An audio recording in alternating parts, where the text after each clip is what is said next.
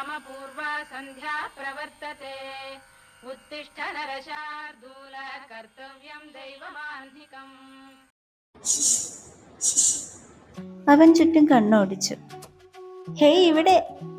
അവന്റെ കണ്ണുകൾ അവളിലേക്ക് പതിഞ്ഞു. എന്താ സിദ്ധേട്ടാ, പേടിച്ചു പോയോ? സിദ്ധാർത്ഥ് അവളെ നോക്കി. അയ്യോ, ഞാൻ അങ്ങനെ പറഞ്ഞത് വിഷമമായോ? ഞാൻ അങ്ങനെ ഉദ്ദേശിച്ച് പറഞ്ഞതല്ല. ചേട്ടൻ നോക്കുന്ന കണ്ടോണ്ട് പറഞ്ഞ. ഇല്ലടോ, അതിന് ഞാനങ്ങനൊന്നും പറഞ്ഞില്ലല്ലോ. പറഞ്ഞില്ല, പക്ഷേ ചേട്ടന്റെ മുഖം വാടിയ എനിക്ക് മനസ്സിലാകത്തില്ലെന്ന് കരുതിയോ? സിദ്ധാർത്ഥ് ഒന്നും മിണ്ടാതെ നടന്നു. അതെ, പോകുവാണോ? അതെ, അവിടെ നിന്നേ, ഞാൻ പറയട്ടെ. അവൾ അവന്റെ അടുത്തേക്ക് നടന്നു ചെന്നു. ഞാൻ പറഞ്ഞ കാര്യം എന്തായി? എടോ, ഞാൻ തന്നോട് പറഞ്ഞതല്ലേ. മാറ്റമില്ല? അതെന്താ? ഞാൻ എത്ര നാളായി ഈ പുറകെ നടക്കുന്നു. എടോ, താൻ എന്റെ പുറകെ നടക്കുന്ന സമയം വേറെ ആരെങ്കിലും നോക്കിക്കൂടെ? ഇല്ല, എനിക്ക് സിദ്ധാർത്ഥനെ മതി. അവൻ അവളെ നോക്കിയിട്ട് പറഞ്ഞിട്ട് കാര്യമില്ല എന്ന മട്ടിൽ അവ മുമ്പോട്ട് നടന്നു. ഇയാൾക്ക് നേരത്തെ ഒരു ഇഷ്ടം ഉണ്ടായിരുന്നെന്നൊക്കെ ഞാൻ അറിഞ്ഞല്ലോ. സിദ്ധാർത്ഥ തിരിഞ്ഞു നോക്കി. അന്ന് ആ ചേച്ചിയെ സ്നേഹിക്കാമെങ്കിൽ ഇന്ന് എന്നെ സ്നേഹിച്ച എന്താ? അവൾ അവന്റെ അടുത്തേക്ക് നടന്നു. ഞാൻ പറഞ്ഞതിന് ഉത്തരം എന്താ? അതുകൊണ്ട് തന്നെയാടോ തന്നോട് ഞാൻ വേറൊരാളെ നോക്കാൻ പറഞ്ഞു. അതെന്താ? എന്നെ സ്നേഹിച്ചാൽ എന്താ കുഴപ്പം? എടോ, തനിക്ക് പറഞ്ഞാൽ മനസ്സിലാകില്ല. താൻ എന്റെ നല്ലൊരു സുഹൃത്തായിരുന്നു, പക്ഷേ ഒരു റിലേഷൻഷിപ്പിന് ഞാൻ ഇല്ലടോ. അതെന്താ? ഹേയ്, ഒന്നുമില്ല. എന്നാ ശരി, ഞാനങ്ങോട്ട് പോകുക എന്നും പറഞ്ഞ് സിദ്ധാർത്ഥ് മുമ്പോട്ട് നടന്നു. ശ്രവണ നേരെ ശ്രീകുട്ടിയുടെ അടുത്തേക്കും ചെന്നു. എന്താ എടി? ഹോ, എന്താവാൻ, പുള്ളിക്ക് മനമാറ്റമൊന്നും ഇല്ലടി. നീ അങ്ങേരെ വിട്ടേക്കടി. നീ എത്ര നാളായി അങ്ങേരുടെ പുറകെ നടക്കുന്നു.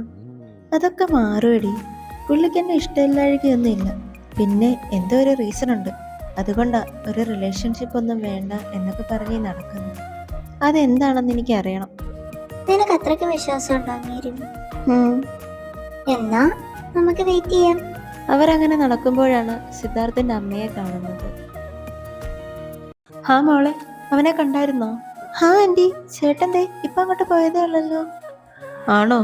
അപ്പ എന്നാ അവനെന്നെ കാണഞ്ഞിട്ട് പോയതായിരിക്കും. ഹാ, ആന്റി എവിടെ പോയതാ? ഞാൻ ദേ മോളെ അമ്പലത്തിൽ വന്നിട്ട് കടയിലോട്ട് പോയതാ. അവൻ പുറകെ ആയിരുന്നു വന്ന്. എന്നാ ബാ ആന്റി, നമുക്ക് ഒരുമിച്ച് പോകാം. ഹാ മോളെ. അവരങ്ങോട്ട് നടന്നു പോകുമ്പോൾ സിദ്ധാർത്ഥ് അമ്മയെ നോക്കി നിൽപ്പുണ്ടായിരുന്നു. ഹാ ദേ, ചേട്ടൻ അവിടെ നിൽപ്പുണ്ടല്ലോ. ഞാൻ വിചാരിച്ച് നീ പോയെന്ന്. ഏയ് ഇല്ലമ്മേ, ഞാൻ ദേ ഇങ്ങോട്ട് മാറി എന്നേ ഉള്ളൂ. അവിടെ അമാര് നിപ്പുണ്ടായിരുന്നു. അവർ കുറച്ചു നടന്നപ്പോൾ ശ്രവണയുടെയും ശ്രീകുട്ടിയുടെയും വീടെത്തിയിരുന്നു. ഇരുവരും അപ്പുറവും ഇപ്പുറവുമായാണ് താമസം. എന്നാ ശരി ആന്റി, ഞങ്ങൾ അങ്ങോട്ടേക്ക് പോകുക. എന്നാ ശരി മക്കളെ, ഞങ്ങൾ അങ്ങോട്ട് നടക്കുക. എടി, എന്തുകൊണ്ടാ സിദ്ധുവേട്ടനെ ആ ചേട്ടന്മാരൊക്കെ പേടിത്തണ്ടാന്ന് വിളിക്കുന്നത്? എനിക്ക് അറിയത്തില്ലടി. പണ്ട് അവന്തിക ചേച്ചിയായിട്ട് ഇഷ്ടത്തിലായിരുന്നു എന്ന് മാത്രമേ എനിക്കറിയൂ. അതിനുശേഷം അങ്ങണ്ട അങ്ങനെ ഒരു പേര് കിട്ടി. അതെന്താ? അറിയത്തില്ലടി. അപ്പോ ആ പേരിനും ചേട്ടൻ എന്നെ അക്സെപ്റ്റ് ചെയ്യാത്തതിൻ്റെയും പുറകിൽ ഉറപ്പായും എന്തോ ഒരു റീസൺ ഉണ്ടടി. അതെന്താന്ന് കണ്ടുപിടിക്കണം.